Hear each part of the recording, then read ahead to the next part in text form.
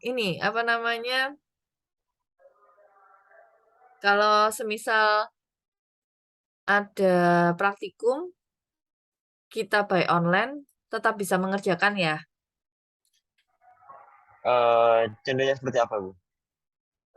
Loh, kan kita menggunakan basis data. Jadi basis data aplikasinya berdiri sendiri itu tidak mungkin. Jadi pasti pasti ada aplikasi. Misalkan menggunakan bahasa Java, ada database-nya. Berarti aplikasinya desktop. Kalau misalkan mau aplikasi di web, berarti menggabungkan antara pemrograman web dengan database. Kalau mau menggunakan aplikasi seperti Gojek atau Shopee, berarti ada aplikasi Android atau mobile apps gitu ya.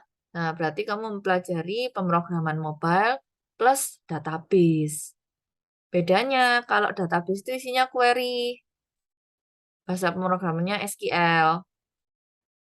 Nah, oleh karena itu mata kuliah sistem dan manajemen basis data kita berhubungan dengan database, sistem query. Nah, itu kan ada praktikumnya. Kalau mencoba di handphone, kurang maksimal.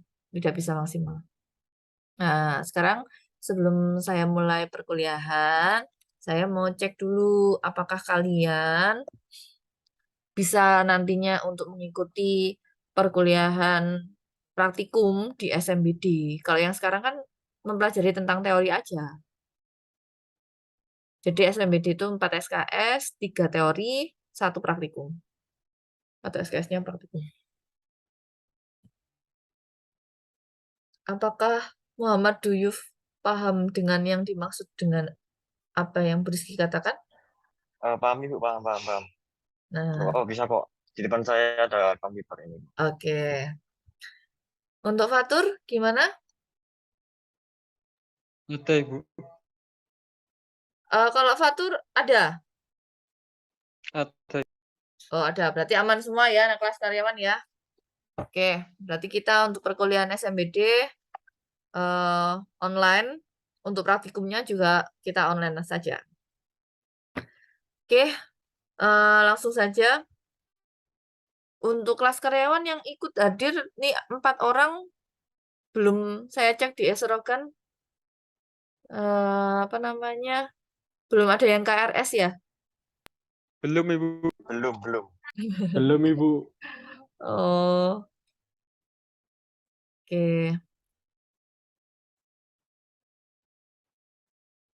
Nah, kita mulai. Untuk perkuliahan, seperti biasa, Briski menggunakan yang namanya Google Classroom. Nah, ini kalian silakan dicatat Google Classroom-nya.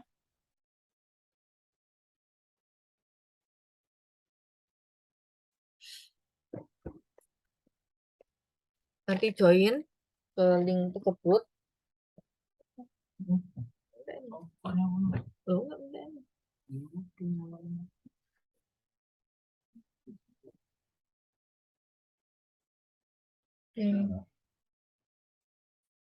Oke. Sudah join.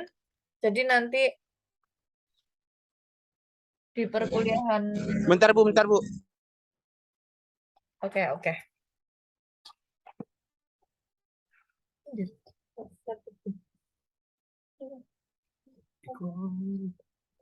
Oh, di bawah. Au, au, au.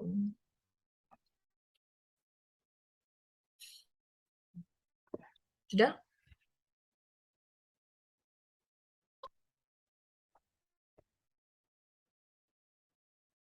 Sudah join semua? Saya cek. Belum ada. Oh, cuma 2, Farhan sama Yuyuf. Fatur, Japri.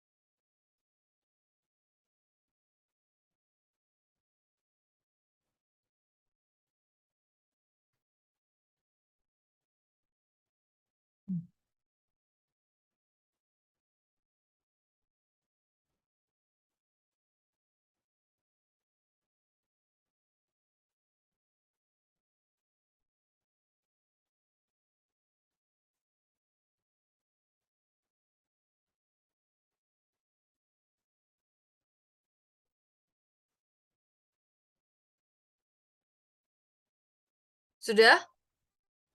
Oke. Materinya.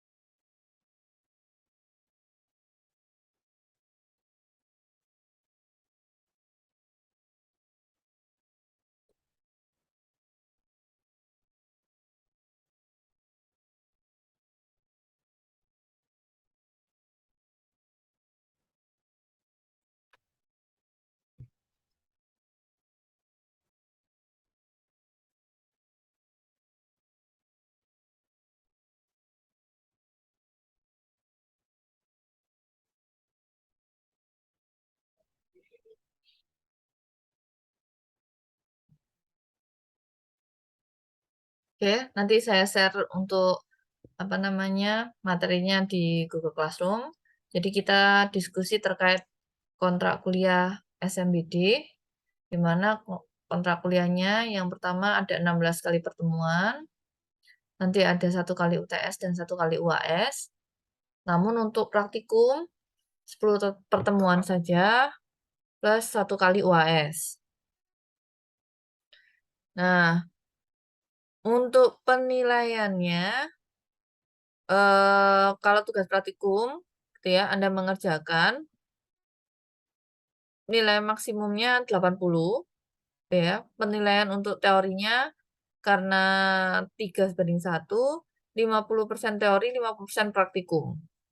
Jadi, kalau misalkan Anda mempelajari teorinya, kemudian mengerjakan tugasnya, nah, tapi kadang untuk teorinya, ini sebatas Anda mengerjakan, eh, apa namanya,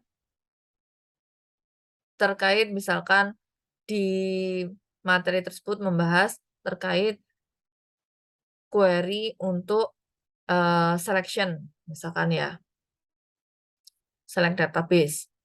Nah, di praktikumnya Anda harus mencari referensi dari teori tersebut dan dijadikan ke laporan pendahuluan untuk praktikumnya. Dan nanti di praktikum ada yang namanya laporan akhir, di mana laporan akhir di tiap praktikumnya nanti ada penugasan. Jadi ketika praktikum, Anda tidak hanya melihat saya, tapi Anda mengerjakan apa yang diperintahkan di modul praktikum tersebut.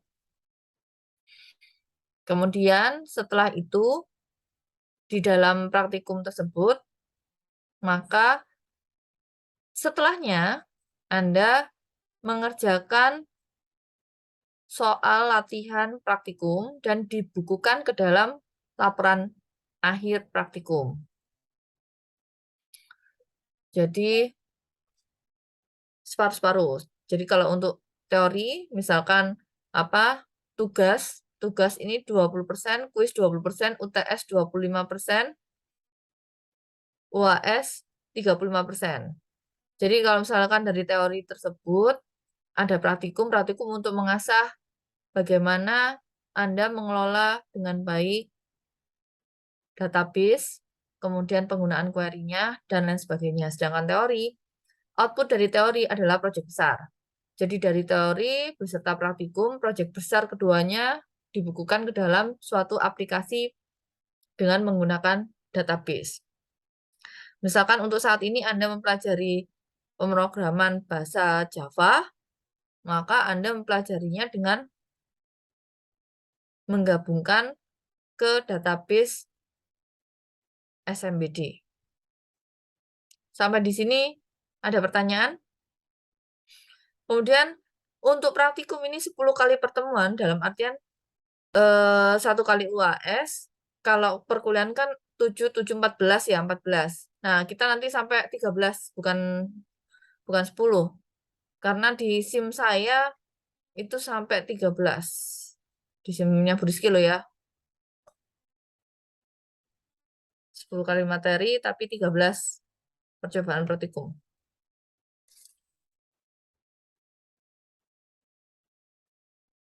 Apa bisa?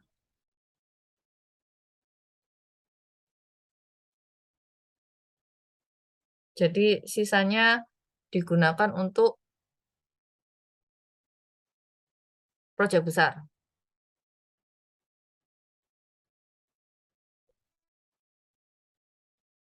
Kalau dulu cuman 3 SKS, sekarang 4 SKS penggabungan. Oke, ada pertanyaan? Bu, nanti UAS-nya seperti apa? Kalau UAS-nya kita online, jadi untuk mata kuliah yang sebelum UTS, kita menggunakan aplikasinya XAMPP, kemudian Power Designer, dan MySQL Live.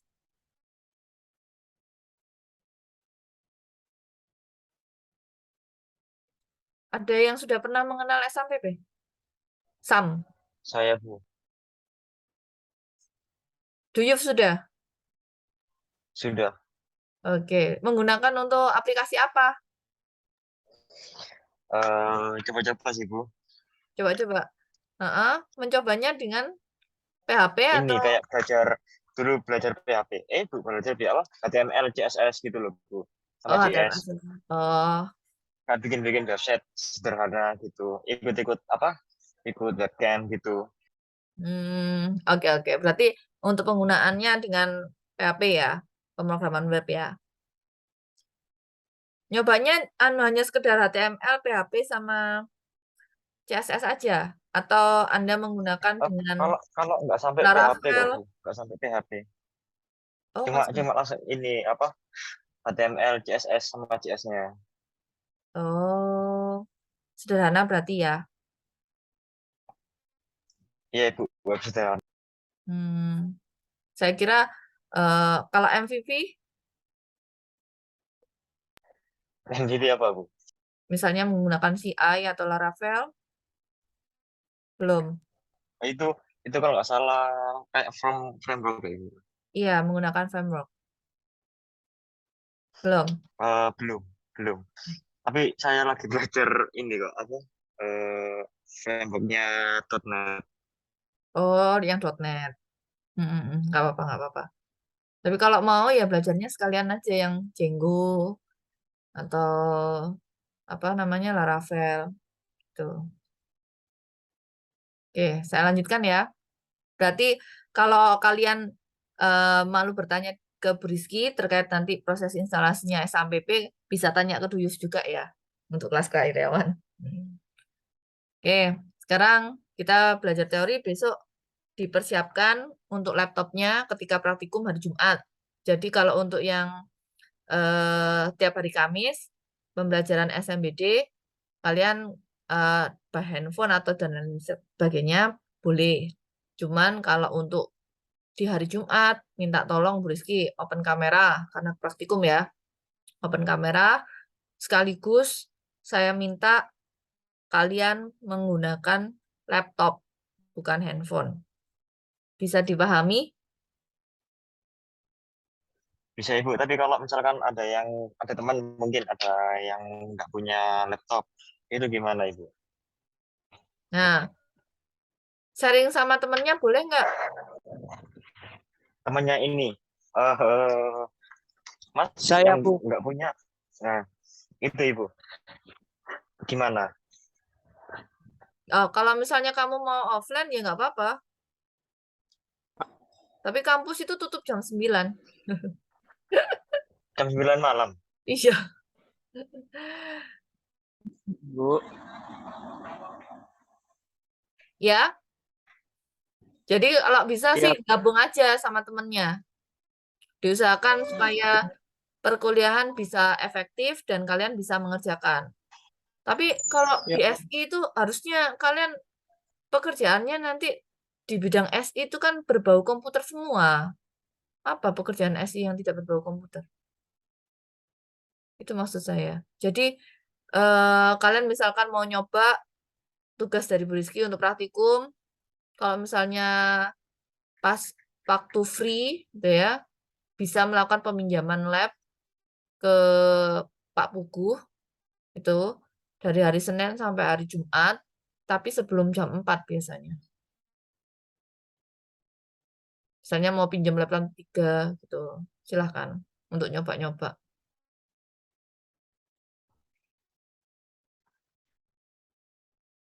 Ada lagi yang mau ditanyakan? Boten, Bu. Karena Oke.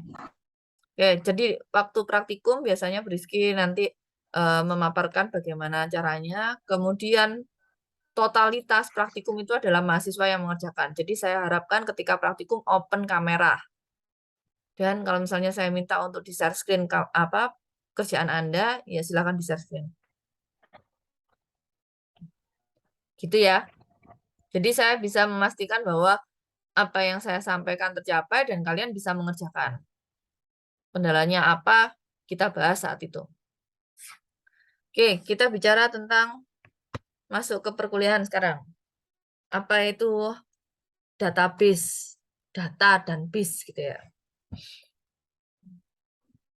Jadi data itu bisa diartikan pertama menggambarkan suatu kejadian yang kita hadapi. Yang saat itu apa? Jadi ada event gitu ya. Jadi data itu menggambarkan suatu kejadian atau event atau kesatuan nyata, fact dan entity, entitas ya. Objeknya nyata. Contoh misalkan data berbasis data mengatakan bahwa ada apa namanya gunung meletus begitu kan? Berarti ada kejadian gunung meletus, diambil datanya, misalkan oh sebelum ada gunung meletus ada gempa, berarti ada data gempa. Kemudian ada suhu, suhunya biasanya terasa panas, ada peningkatan suhu. Kemudian eh, apa namanya kecepatan angin meningkat.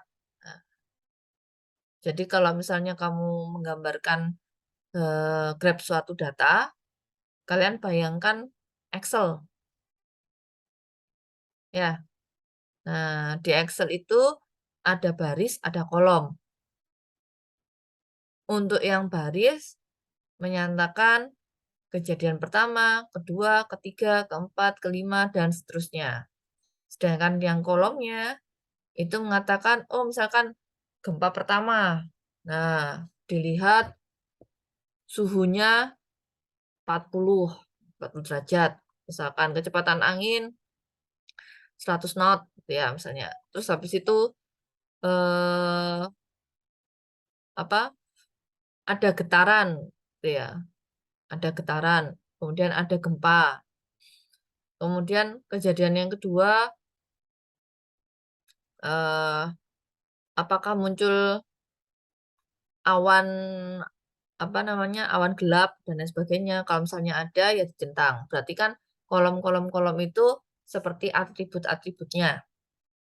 Nah, itu isinya data atau parameter-parameternya nanti bisa tiap kolom itu jadi parameter data. Jadi ada kesatuan, ada kejadian, kemudian kesatuan nyatanya dalam bentuk objek-objek nyatanya itu bisa dipetakan variabelnya. Kejadian atau event adalah sesuatu yang terjadi pada saat tertentu. Nah, misalkan tindakan operasi penyakit. Contoh tindakan misalnya operasi sesar gitu ya. Nah, ada kejadian objek nyatanya apa? Satu, kehamilan. Kemudian misalkan yang kedua eh, ada kondisi kritis misalkan. Biasanya kalau sesar itu kan tidak melahirkan normal itu berarti biasanya ada kondisi kritis gitu ya. Dalam artian misalkan si ibu tidak memungkinkan kondisinya untuk melahirkan normal. Kemudian yang satu ada riwayat gugur berulang. Ada kondisi penentu apa namanya situasi dan objek nyatanya gitu. Bukan abstrak ya. Jadi objek nyatanya itu bisa berupa tempat, benda, atau orang. Jadi entitasnya itu nyata. Kalian tahu entitas nggak ya? Sudah pernah diajari entitas, atribut, parameter, sudah? Belum? Belum, Ibu. Oke. Biasanya menggambarkan entitas itu kalau kalian belajar yang namanya kelas diagram, UML. Jadi di PBO, pemrograman berorientasi pada objek. Nah, objek itu ada yang nyata, ada yang abstrak. Nah, kalau misalkan yang nyata, seperti apa? Ya, misalnya kursi, laptop, kemudian gelas, handphone, kelihatan ya objeknya ya. Manusia, ada hewan, kemudian apa? Eh, gunung, awan. Nah, itu kalian ngelihat dia objek. Nah, kalau misalnya objeknya nyata tapi berupa tempat, ya contohnya eh,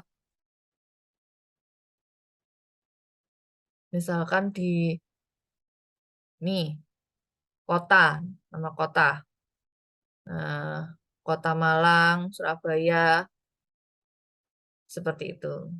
Jadi, oh ada tempatnya di Bali. Nah, itu juga bisa entitasnya dinyatakan sebagai tempat, objek, nama negara, terus provinsi, kota. Nah, data itu biasanya diolah untuk menjadi sesuatu yang lebih berguna bagi penerimanya. Misalkan, kalau misalkan kamu mau skripsi, kemudian kamu mau mengumpulkan data-data nilai mata kuliahmu, sehingga kamu bisa memprediksi kira-kira kamu akan lulus di semester berapa. Semester 7 kah, 8 kah, atau 9. Berarti kan kamu mengumpulkan data-data. Data-datanya yang pertama semester 1, berarti dipetakan nama-nama mata kuliahnya per kolom, nilainya apa? A, B, A, B. Kemudian yang kedua semester 2. Nah, mata kuliahnya dipetakan lagi. Itu bisa dihitung prediksi untuk menentukan kapan kamu lulus. Itu bisa. Nah, itu data ya. Sekarang kalau base itu istilahnya kayak base camp gitu ya, tempat kumpul atau titik temu gitu ya. Base itu juga bisa diartikan gudang.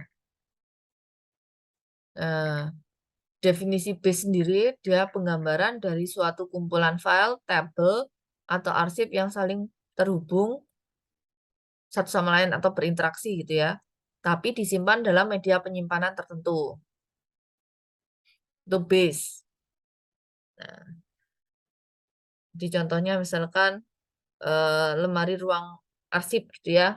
Kalau dulu kan data biasanya dituliskan misalkan riwayat penyakit pasien, pasien 1, pasien 2, pasien 3, pasien 4, pasien 5 itu semua disimpan di dalam file-file, kemudian kopi ditaruh di lemari, kopi lagi ditaruh di lemari. Kalau misalnya sehari 700 bisa 700, satu lemari, ya 700 pasien, data 700 pasien satu lemari. terus beli lagi satu lemari lagi. Kalau seperti itu, rumah sakit dalam 1 bulan butuh 1 ruangan. Ya nggak? Kalau nyimpannya dalam bentuk file-file seperti ini. Nah, oleh karena itu beralih ke yang digital. Dengan digital, semua bisa scan datanya, dijadikan PDF, diarsipkan ke dalam sebuah database. Diinputkan ke dalam database, namanya pasien A, umur sekian, tanggal lahir sekian, alamat rumah sekian, penanggung jawab keluarga sekian. Kemudian apalagi? Tanggal periksa, tanggal sekian. Riwayat, misalnya kolesterol. Kemudian vaksin, sudah booster 3. Misalkan. Kemudian ada data lagi. Keluhan, nah keluhannya misalkan sakit perut. Kemudian laporannya periksa rawat jalan. Nah, itu ada data pasien satu dipetakan. Nah, ini sama kalau di dunia akademis. Kalau di dunia akademis, database gitu ya, itu kumpulan data. Nah, kumpulan datanya bisa berisi mata kuliah, dosen, mahasiswa, nilai. Nah, kalau per satu-satu seperti ini butuh berapa ruangan kalau misalkan mahasiswanya ada 5.000. Pasti banyak, ada mata kuliah sendiri, mahasiswa sendiri, dosen sendiri, nilai sendiri. Oh, kok mati.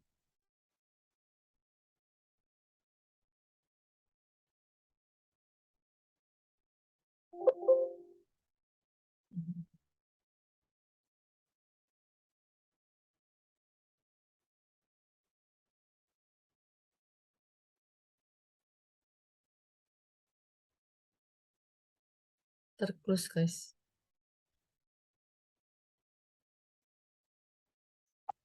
Nah,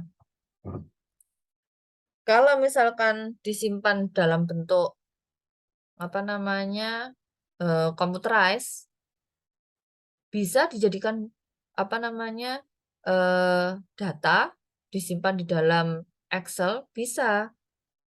Mata kuliah datanya ditaruh di Excel atau Google Sheet, silakan. Mahasiswa taruh di Google Sheet, nilai taruh di Google Sheet. Tapi yang bisa mengakses data tersebut hanya pemiliknya, karena dia tidak di-share. Kalau di-share cuma di-share, taruh di WA, WhatsApp, sending, bisa dilihat. Tapi kalau misalnya si A kirim ke B Excel-nya, kemudian B mengubah, kalau si A tidak dikirimi filenya lagi, si A tidak tahu ada perubahan itu. Jadi kondisi data yang ada di Excel hanya bisa diakses ke satu pihak. Loh, Bu, bisa Bu dengan cara sharing gitu ya. Ya, sharing, tapi hanya butuh berapa data? Apakah bisa menanggung sampai lebih dari misalkan 1 giga, datanya 1 tera? Apakah bisa? Belum tentu. Excel punya keterbatasan. Kemudian Excel juga hanya bisa di-sharing hanya beberapa. Tidak seperti kalau kita menggunakan DBMS. Kalau menggunakan DBMS, data itu digabungkan dengan bahasa pemrograman, dimasukkan ke dalam sebuah database di dalam hard disk.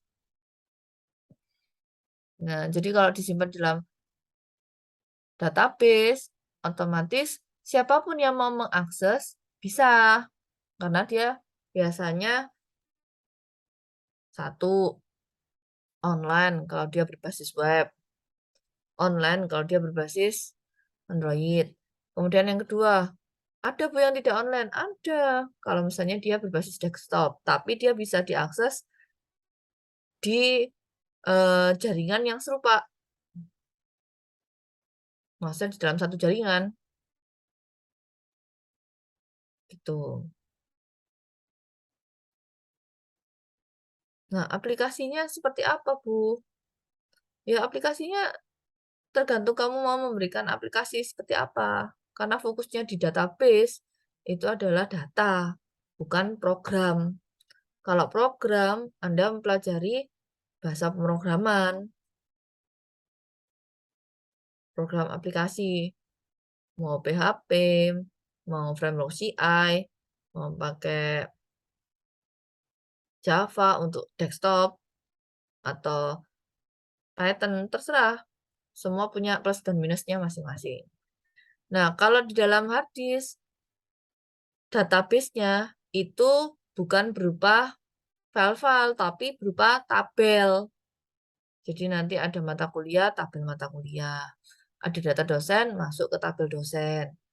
Mahasiswa, ada tabel mahasiswa. Nilai, ada tabel nilai. Nah, yang paling krusial yang di tabel nilai. Kenapa? Karena tabel nilai itu biasanya memberikan informasi dari 3 dimensi. Misalkan, oh, nilai tersebut dari mata kuliah apa? Ada tabel mata kuliah. Nilai tersebut diperoleh oleh mahasiswa siapa? Ada. Ambil load atau terintegrasi dengan tabel mahasiswa. Siapa yang memberi nilai? Dosen. Nah, jadi informasi tabel nilai, dia mengikuti tabel mata kuliah, tabel mahasiswa, dan tabel dosen. Itu seperti itu. Nah, berbagai definisi database berdasarkan paper, database itu, kenapa Bu kok nggak ambil paper yang terbaru-baru? Karena semua rujukan database itu sudah dimulai dari awal. Orang mempelajari database itu dari dulu sampai sekarang. Cuman pengembangan database sendiri itu juga cepat dan macam-macam. Misalkan katakanlah Oracle aja. Dulu Oracle tuh masih versi 10G, kemudian 11G, beralih menjadi 12C, kemudian jadi 18C, sekarang 19C. Nah, dari definisi database yang di awal ini dikembangkan sesuai dengan kebutuhan. Kalau dulu orang punya database setahun, 2 tahun dibuang. Yang sekarang karena istilahnya data itu adalah emas ya bagi beberapa orang enterprise di perusahaan untuk pengambilan keputusan. Data itu dianggap sangat bernilai. Sehingga pengembangan di dalam database-nya itu fiturnya yang ditambah. Jadi misalkan Oracle ada perubahan, oh ternyata dia aksesnya security-nya ditingkatkan, backup recovery-nya ditingkatkan. Kemudian oh ternyata dia bisa di cloud, yes, dari cloud. Kemudian oh ternyata dia bisa ada machine learning-nya, ada AI-nya.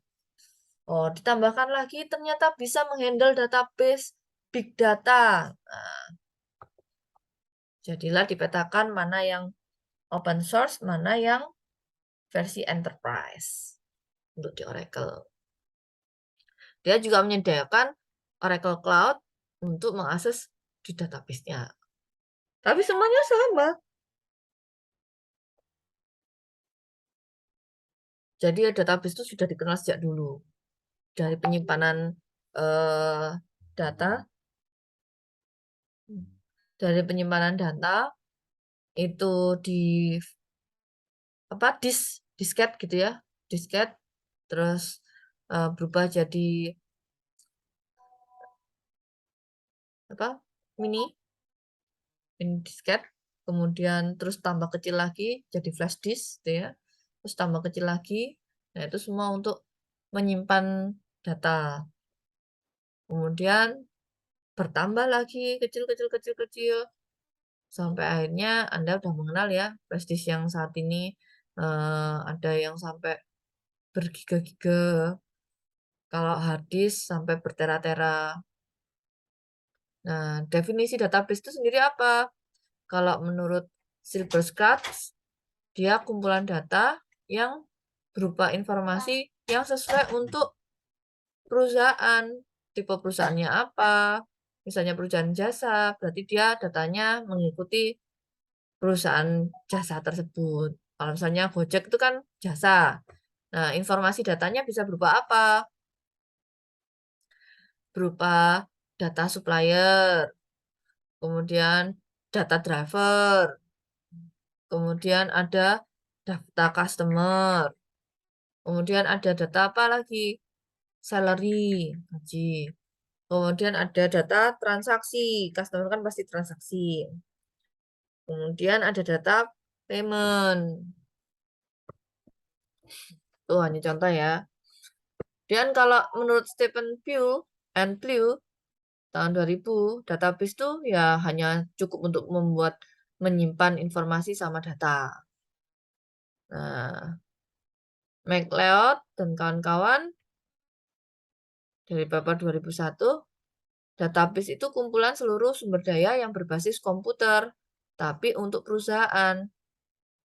Nah, Ramakrishnan dan Garg, dia menyatakan bahwa database itu kumpulan data yang mendeskripsikan aktivitas satu organisasi atau lebih yang berhubungan. Nah, dari sini bahwasanya kebanyakan database itu digunakan untuk enterprise. Nah, kalau mahasiswa menggunakan database biasanya untuk apa? Ya, untuk membuat aplikasi sederhana. Tugas, Bu. Ya, untuk tugas. Biasanya seperti itu ya. Padahal Anda bisa melakukan lebih dari itu. Nah, database-nya misalkan mau digunakan untuk memetakan penyebaran COVID, ya silahkan. Atau penyebaran mahasiswa, silahkan. Atau mau database-nya mau dibuat untuk rekrutmen. Misalkan rekrutmen psikologi mahasiswa, ya silahkan. Rekrutmen penerimaan karyawan, silahkan. Apa aja bisa dilakukan dengan database. Atau membuat website pelatihan, training, boleh. Tuh. Nah, jadi dari kesimpulan itu, database itu kelompok data atau arsip yang saling terhubung di dalam suatu organisasi dan bisa dimanfaatkan kembali dengan cepat dan mudah. Nah, lainnya, kumpulan data yang saling terhubung disimpan secara bersama tanpa adanya duplikasi yang tidak perlu untuk disiapkan untuk memenuhi kebutuhan. Jadi contohnya misalkan kamu sakit di rumah sakit A, Surabaya misalkan ya, kamu periksa, ada datanya kan, ada rekam medisnya kan. Nah, ternyata kamu jalan-jalan main-main ke Sidoarjo, sakit perut, nah, berobat, ada data rekam medisnya. Nah, kalau itu terhubung dengan yang antara Surabaya, Rumah Sakit Surabaya dan Rumah Sakit Sidoarjo, otomatis datamu bisa duplikat. Cuman yang satunya kamu periksa di beda dokter, karena di Rumah Sakit Surabaya, yang satunya dengan dokter B di Rumah Sakit Sidoarjo. Nah, kalau seperti itu, ada duplikasi. Caranya tidak duplikasi. Ketika penggabungan, dicek ID-nya sama, dimasukkan, sehingga nanti jadi riwayat. Oh, tanggal 10 ke Surabaya, tanggal 15 ke Sidoarjo. Jadi hanya ada satu data, tapi tidak terduplikasi, hanya menambahkan itemnya. Tuh. Jadi, bukan misalnya Duyuf, ID-nya ada 2. ID pasiennya ada 2. Bukan seperti itu. ID pasiennya Duyuf misalkan 001, di Sidoarjo pun nanti jadinya 001 tetap. Tidak ada duplikasi. Nah, itu database seperti itu. Jadi, kumpulan file, tabel, arsip yang sering terhubung dan disimpan di dalam media penyimpanan elektronis. Nah, kriteria database, dia bersifat data oriented, jadi bukan program oriented. Kemudian dapat digunakan oleh beberapa program aplikasi tanpa mengubah database-nya. Dia dapat berkembang dengan mudah, baik volume maupun strukturnya. Kemudian dapat digunakan dengan cara berbeda-beda. Nah, kerangkapan datanya minimal. Ya, ini kriteria database. Sekarang tugas dari Bu Rizky untuk mata kuliah Sistem Manajemen Basis Data. Jadi yang pertama,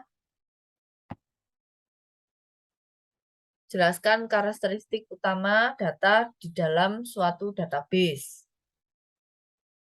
Nah, kemudian tulis dan jelaskan 5 keuntungan yang dapat diperoleh dengan pendekatan database dibandingkan dengan pengolahan file tradisional.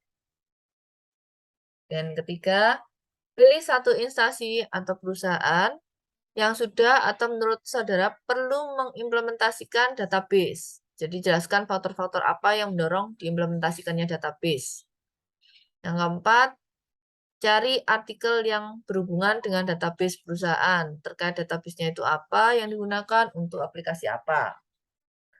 Nah, jadi tadi kita bicara soal data kan. Nah, yang Rizky minta dari soal latihan pertama, penugasan. Jadi jangan kaget ya, kalau mata kuliah saya itu selalu tugasnya banyak.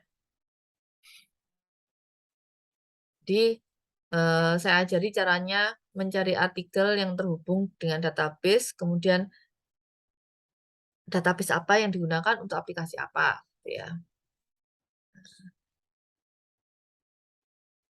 Jadi kalian akses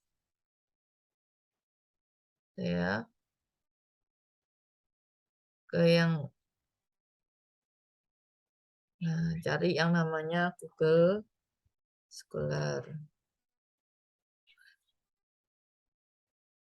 Nah, kalau Google Scholar artikelnya itu bahasa Inggris semua. Tapi kalau misalnya mau artikel yang berbahasa Indonesia, Anda bisa mencarinya di Google Scholar tapi namanya Google Cendikia.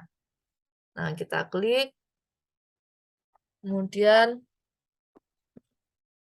cari aplikasi database. Nah, kalian terserah mau berbasis web atau berbasis apa namanya Android, silahkan. Misalkan berbasis web perusahaan. Nah, oke, kita cek ini. Oh, nggak ada PDF-nya. Kita cari yang ada PDF-nya. Nah, ya, diklik. Diklik PDF-nya ini kan ada aplikasi PT Dimitra Adiwijaya Bandar Lampung. Nah, aja bangun. Nah, diklik, kemudian PDF-nya.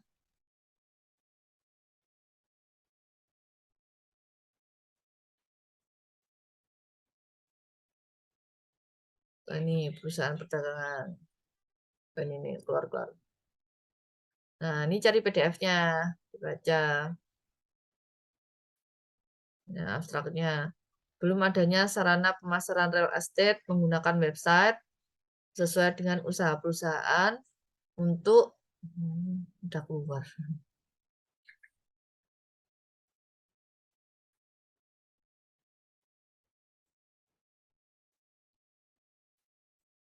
Nah, ini ada rancang bangun aplikasi e-marketing. Aplikasinya berarti namanya e-marketing.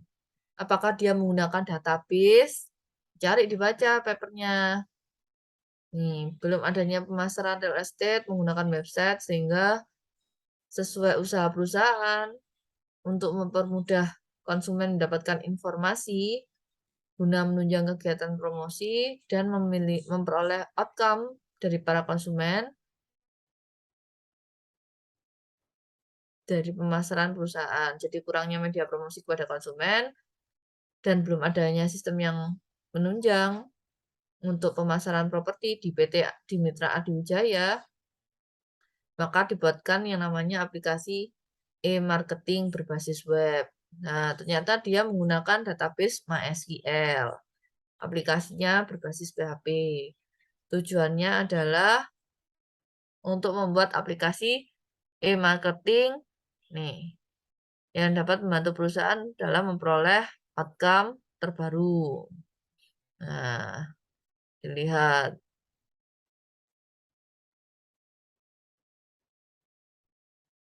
Nah, ada use case diagramnya. Oh, ini aplikasi webnya. Implementasinya seperti ini. Ada lokasi aplikasi pemasaran, implementasi menu beranda, implementasi menu informasi rumah. Kemudian tipe rumahnya, menu dashboard konsumen di Mitra Properti, implementasi menulis data konsumen. Nah, untuk tugas Bu Rizky yang tadi, yang nomor 4, berarti kalian diminta untuk mencari satu paper. Ya, jadi Farhan nanti cari satu paper, kemudian Jepri juga satu paper, Fatur satu paper, Supriyono juga satu paper. Nah, yang saya butuhkan Anda membaca. Oke? Bisa difahami nggak? Bisa Ibu. Bisa ya? Bisa ya? Jadi cari satu paper yang terhubung dengan apa itu aplikasi apa kira-kira perusahaan itu ketika butuh database untuk aplikasi apa. Jadi cari di Google Cendekia, caranya seperti tadi yang Rizky kasih tahu. Oke. Nah, dari sini ada yang ingin ditanyakan. Jadi kita kuliahnya kan sampai jam berapa? Sampai jam 9 ya. Nah, jadi 1,5 jam ini, kalau nggak salah ya, sampai jam 9. Jadi 1,5 jam ini kalian saya minta untuk mengerjakan soal latihan pertama, ya. Tugasnya dikumpulkan hari ini sebelum jam 12 malam. Kalau bisa sih diupload sebelum jam 9. Ya, kan nyari artikel kan, berarti kalian baca sebentar, kemudian Anda bisa memetakan, mencari misalkan ya nomor 1 karakteristik utama data di dalam database ya. Anda bisa mencarinya di Google Cendekia juga atau di Google Scholar. Nah, menggunakan handphone juga bisa. Oke, nanti dikumpulkan di GCR tadi di sini. Ya. Jadi tugasnya untuk perkuliahan hari ini itu saja dikumpulkan hari ini. Oke. Nah, Insyaallah Bu. kalau perkuliahan Bu Rizky selalu ada tugas. Jadi kamu membaca, kamu mengetahui lebih dalam lagi. Jadi seharusnya mahasiswa itu bisa lebih pintar daripada dosennya. Jadi saya tunggu ya. Tugasnya dikumpulkan kalau bisa secepatnya sebelum jam 9 misalnya kalian kumpulkan kerjakan tadi 4 soal aja kan. Di-download papernya dilampirkan. Sehingga ketika Bu, kamu mohon maaf, Bu. menjawab, oh ternyata rujukannya itu Ya, ada Bu, di mau paper nanya Bu, ini. ini kan ya Bu, aku nggak sepenuhnya menyimak materi dari Ibu. Ada rekaman Zoom-nya nggak? Apa? Record ini. Iya, recordnya. Hmm, ada. Ada nanti bisa dicek di situ. Oke, Ibu. Terima kasih, Bu. Oke, ada lagi? Enggak Bu, enggak ada. Ada ya, tolong dikerjakan hari ini ya. Baik Ibu. Baik, Bu. Sampai jam berapa, Ibu? Sebelum jam 12 malam, tapi kalau bisa dikumpulkan Oh, enggak. jam 9 ini loh sesuai perkuliahan. Enggak nutupi. Oh, udah nututi. Ya udah sebelum jam Jam 12 9 malam. baru keluar RS, Ibu. Oke, jam 9 baru kelar LSI. Oke, jadi itu ya dikerjakan. Jadi setidaknya kamu tahu perusahaan itu butuh database itu untuk apa. Oke? Dan sebutkan Iya, aplikasinya Ibu. dan database yang biasanya digunakan. Oh, dia menggunakan MySQL. Oh, dia menggunakan Oracle. Oh, dia menggunakan Postgre. Nah, itu cari perusahaannya. Kalau perlu misalkan kamu membuat, wah, saya sepertinya mau mencari artikel tentang My Pertamina, gitu kan. Pertamina biasanya membuat aplikasi apa aja. Aplikasinya My Pertamina. My Pertamina itu menggunakan database apa. Kayak gitu. Itu ya, tugas hari ini untuk pengenalan database di awal, pertemuan pertama tolong dikerjakan. Dan kalau misalkan ada pertanyaan, silakan Anda bertanya di eh, kolom chat di Google Classroom atau bisa message saya langsung. PJMK-nya siapa? Komtingnya siapa komtingnya? Fatur, Bu. Atau Farhan. Siapa? Fatur atau Farhan? Fatur, Bu. Fatur, Fatur, Fatur. Fatur, Fatur. Fatur, Bu, fatur. Fatur ya. Fatur, tolong dipastikan itu teman-temannya mengumpulkan tugas. Jadi bukti kehadirannya itu dari tugas ini. Kalau misalnya Anda tidak mengerjakan tugasnya, berarti saya anggap tidak hadir. Nggih, Ibu, nggih, nggih. Oke, terima kasih semuanya ya. Filenya berbentuk Word, Bu. Iya, boleh kerjakan di WPS, boleh di Word, tapi untuk artikelnya PDF aja. Ya, Baik, Kalau Bu. web apa jenisnya Word dijadiin PDF ini gimana Ibu? Bisa? bisa, boleh. Boleh atau enggak? Boleh, Boleh ya? boleh. Oke. Aman-aman. Oke, oke. Yang penting kalian Nih, Bu. mengerjakan. Atau kalian mau tulis tangan? Keberatan. Udah, pakai yang simple lah. Ya, oke ya. Saya tunggu tugasnya. Ini sudah masih 2 orang siswa yang masuk. Ini kode kelas nih. Dibaca di chat. Silakan langsung diklik. Biar kalian masuk.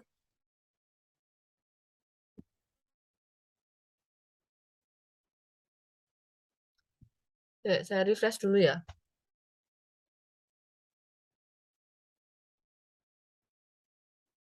Oh ya, oke. Oke, itu saja dari Briski. Saya tunggu tugasnya. Kalau misalnya jam 9, wes mantap. Tapi kalau nggak nutut ya udah sebelum jam 12 pokoknya. Ya, tugasnya dikerjakan ya, lumayan loh cari paper terkait database, kemudian perusahaannya apa. Ya. Dah, itu saja dari Briski. Terima kasih semuanya. Saya akhiri perkuliahan hari ini. Atau ada pertanyaan? Enggak? Enggak ada ya. Oke, saya akhiri perkuliahan hari ini. Terima kasih banyak. Halo, Bu, halo, Bu. Saya. Apa Halo, Fatur? Bu. Yus, kenapa tuh Yus? Untuk link materi tadi bisa di-share, Bu. Iya, Sama sekalian rekaman Zoom juga. ya. Tapi kalau ini, oke. Habis ini saya share di sini. Soalnya pasti kan load dulu dianya. Kan pakai Zoom kan load dulu. Nggak bisa langsung upload gitu, nggak. Ngerender dulu dia. Kan nge-save. Jadi, Bu Rizky uploadkan dulu materinya di sini ya. Terus baru gitu, apa namanya, saya uploadkan materinya. Ada lagi? Kalau kita offline, saya tunggu kalian mengerjakan tugas. Mencari paper. Sampai papernya pengerjaannya benar. Sambil dibaca ya papernya ya.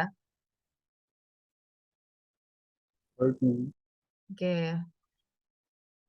Udah? Ada lagi?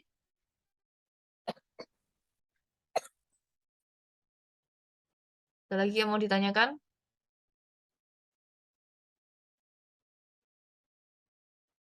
Oh, saya tunjukkan dulu. Bentar, saya stop share. Tunjukkan aplikasi.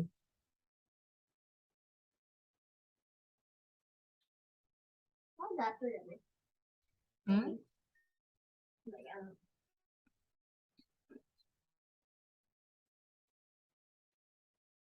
Nah, saya tunjukkan dulu SAMPP-nya. Pastinya bagus banyak.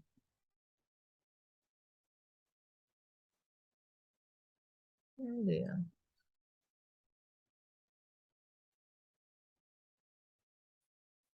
Hmm.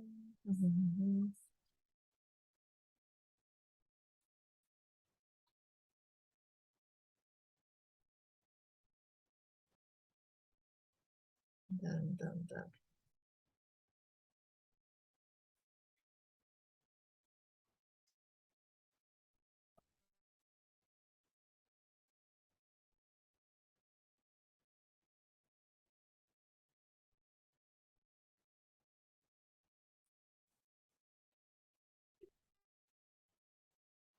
Hmm.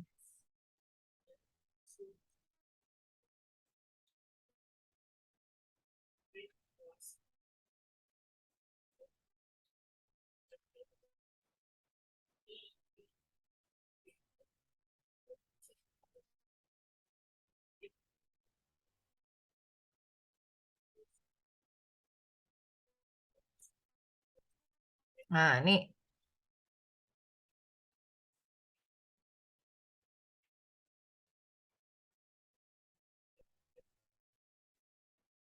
Hmm. Nah, ini. Jadi misalkan ada pendaftaran anggota. Nah, ini yang butuhnya database. Ini kolom-kolomnya nanti atribut-atributnya. Nah, prepoli, jenis kelamin, tanggal lahir. Nah, ini salah satu aplikasi gitu ya. Nah, ini untuk pengecekan. Nah, ini misalkan ada data anggotanya. Kan bentuknya kayak tabel kan. Nah, itu bisa kalian misalkan mengatur user passwordnya dan lain sebagainya. Nah, harapan Bu Rizky, kalian nanti yang dipelajari itu adalah seperti ini. Nah, install XAMPP-nya, jadi dipersiapkan dari awal. Nah, kalian bisa XAMPP download di Apache Friends. Nah, nanti dicoba di komputermu. Biasanya dilihat kebutuhannya, dia mau pakai apa. Nah, kalau misalnya komputermu itu, kalian tahu kan caranya mengecek komputer itu 64 bit atau 32 bit. Jadi kalau misalnya Anda mau menginstal aplikasi atau software, itu dilihat dia berapa bitnya. Jangan dia tulisannya untuk software 32 bit, kamu install di 64 bit. Nggak kebaca. Kalau 64 bit ya 64 bit gitu ya.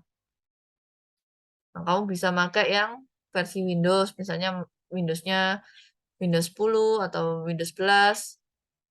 Nah, kalian download. Downloadnya ini juga lumayan.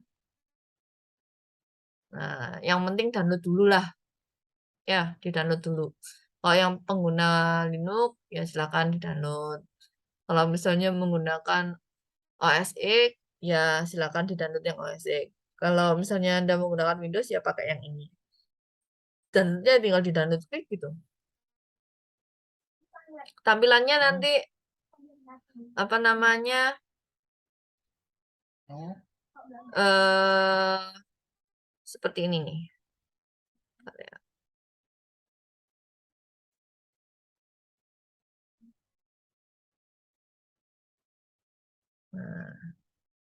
Nah, ini. Tampilannya ketika kamu nyalakan SAMPP, dia akan muncul seperti ini, panel seperti ini. Kemudian kamu cek start, dia jalan enggak, portnya di mana, oh dia pakai MySQL, portnya ada di 3306. Apache, dia ada di port 80 dan 443. Jadi ini ada mahasiswa, dulu dia mahasiswa, ketika dia mahasiswa dia menggabungkan PHP, kemudian web servernya, yaitu pakai menggunakan Apache, sama database-nya MySQL. Nah, kalau mau ngelihat apa namanya tampilan database-nya, Anda nanti bisa ke localhost.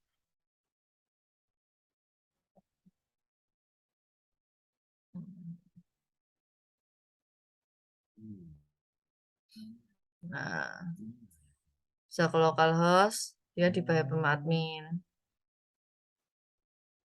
Nah, di sini kamu bisa lihat, oh,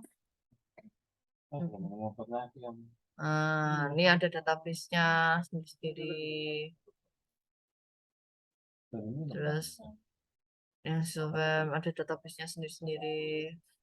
Nah, satu aplikasi apakah boleh satu database? Boleh satu database. Dua database boleh. Boleh, tergantung kamu menyeting aplikasinya seperti apa. Kemudian di dalam data-datanya itu ya seperti yang tadi, misalnya mau menyimpan data mahasiswa, berarti tabel mahasiswa. Mau menyimpan data dosen, ya tabel dosen. Nah, apakah bisa saling berhubungan? Bisa, seperti nilai. Database-nya dia terhubung menjadi satu. Tuh. Sampai di sini apakah kalian ada gambaran? Nah, kalau misalnya, Bu, ini MySQL, ya dulu MySQL, sekarang dia menjadi MariaDB. Tuh. Nah, nanti belajar query-nya kalian bisa masih pakai di sini. Tes. Tapi harus punya database tabelnya. Nah, ini untuk yang SMPP.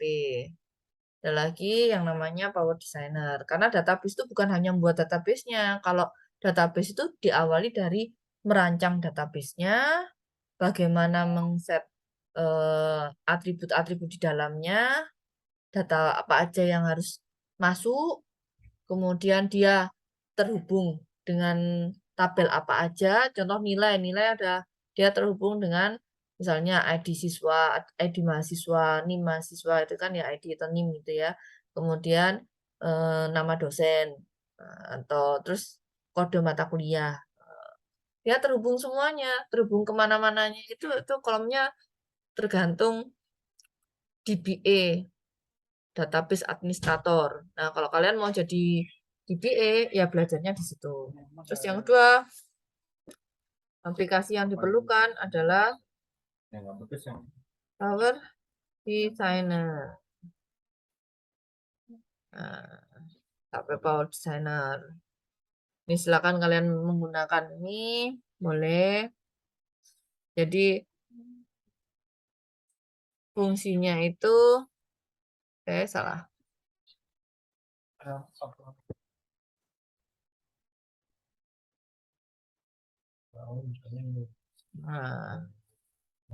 fungsinya itu nanti Anda bisa membuat seperti ini. Jadi database itu ada logical view sama physical view. Nah, jadi penggunaan database untuk desainer database itu sangat penting. Jadi penggunaannya seperti ini. Jadi define. Sudah pernah belajar seperti ini? Belum? Merancang? Belum. Belum ya? Nah, nanti belajar seperti ini ya. Penggunaan Power Designer untuk database. Jadi kita tidak langsung, oh aplikasi. Nah, bingung nanti. Jadi database-nya tidak terstruktur. Jadi kita menggunakan desain dulu, terus dimasukkan. Jadi misalkan mau buat aplikasi, database apa ya yang harusnya masuk? Oh, saya mau buat database SIM akademik. Oh, nanti ada mata kuliah, kemudian ada mahasiswa, ada tabel ini. Jadi tabelnya itu di-define dulu. Tabelnya, ini tabelnya apa? Ini satu tabel. Kemudian atribut-atribut di dalamnya itu apa aja butuhnya. Contoh misalnya kan tabel mahasiswa, Berarti ada butuh apa aja? NIM, nama, alamat, nomor telepon, sama wali murid atau orang tua, penanggung jawab. Nah, nanti kalau dari orang tua, kalau yang sekarang ya biasanya anak sekolah itu selain orang tua terus ada gaji orang tua gitu kan ya, ada gaji, kemudian alamat domisili orang tua, nomor telepon orang tua. Nah, itu tersambung nanti dengan orang tua atau wali murid gitu ya. Terus habis itu ada lagi terhubung ke mana mata kuliah. Kuliah. Mahasiswanya mengambil mata kuliah apa? Jadi ada tabel mata kuliah. Kemudian setelah mata kuliah, dosen pengampu. Jumlah KRS. Kok jumlah KRS? Jumlah SKS. Kan dari mata kuliah ada jumlah SKS-nya. Kemudian ada nilai mata kuliah. Nah, itu terhubung. Ini kan terhubung. Misalnya ini ya kalau nilai, misalnya ini nama mahasiswa, ini nama mata kuliahnya, yang ini nama dosen pengampunya, kemudian yang ini jumlah SKS-nya. Nah, jadi kan misalnya A SKS-nya ada 6 SKS tuh ya. Ya berarti nanti nilainya berapa? Kan seperti itu. Apakah penjelasannya Bu Rizky terlalu cepat?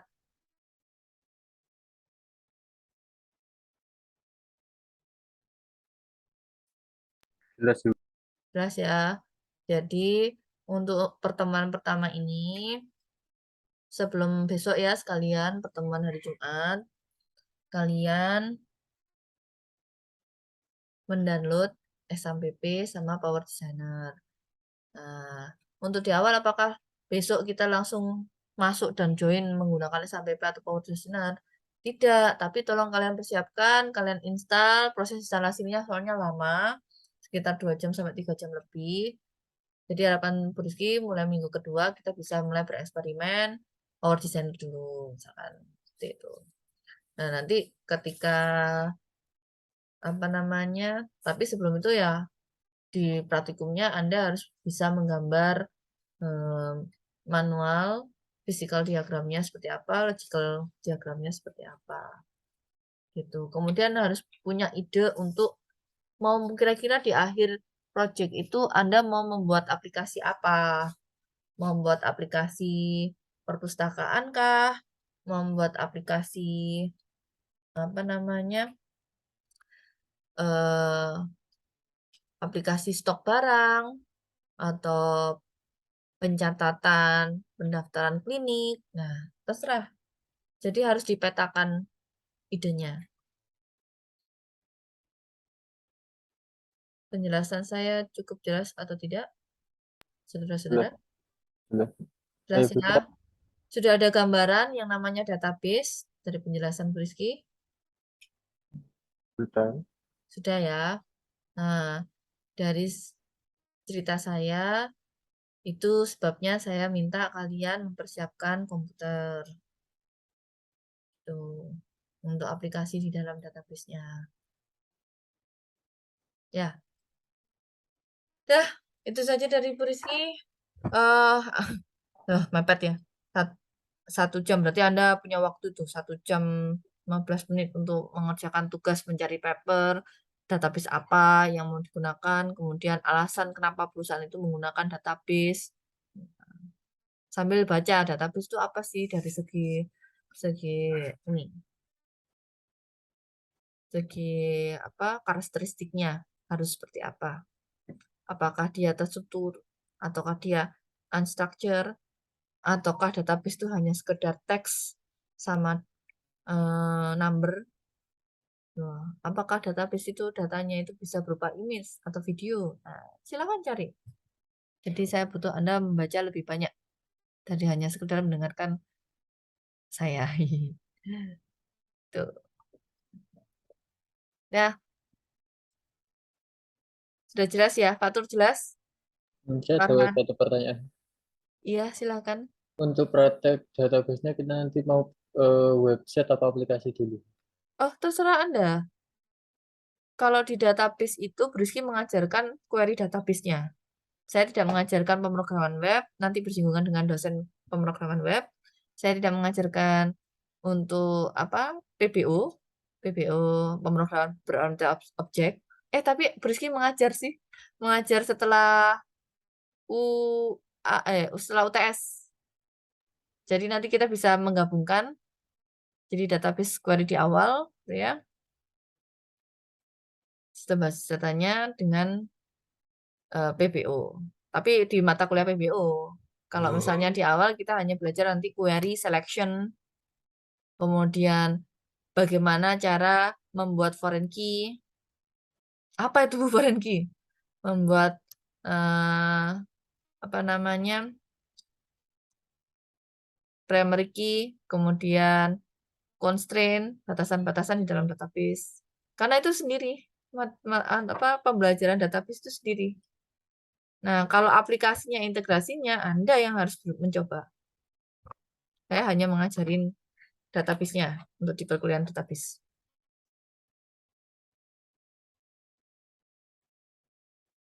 Bu, kalau koneksinya, ya nanti diajarin koneksinya. Di perkuliahan bahasa Java, nanti diajari apa? JDBC.